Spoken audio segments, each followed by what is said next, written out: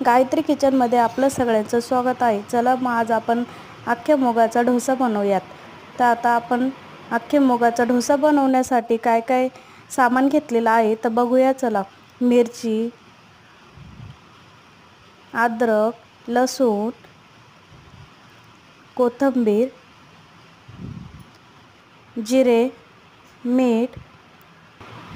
आता आपण हे सगळं बारीक करून घेऊया।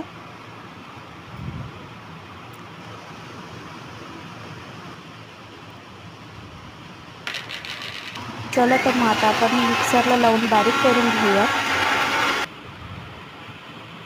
आता आपण एका भांड्यामध्ये काढून घेऊया। त्यानंतर आपण अख्खे मूग दळून घेऊयात। मूग बारीक दळायचे, थोडंसं जाड राहिल्यास ते तुटण्याची शक्यता असते, त्यामुळे जाड ठेवायचं नाही। तुम्ही तुमच्या मुलांसाठी पण बनवून खाऊ घालू शकता। तुमचे मुलं डाळी खात नसतील ते अतिउत्तम असतं, त्यामुळे तुमची मुलं पण खाऊ शकतात। त्यामध्ये थोडासा सोडा टाकायचा आहे। थोडंसं पातळ करून घ्यायचं आहे बॅटर। त्यानंतर आपण तवा ठेवू, त्यात तेल टाकूया।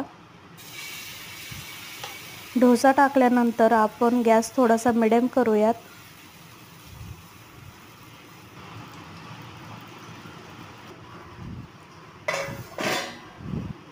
डोसा पकण्यासाठी आपण आता डिश ठेवूया। आपला डोसा तयार आहे।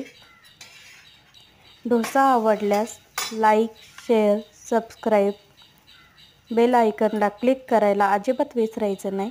धन्यवाद।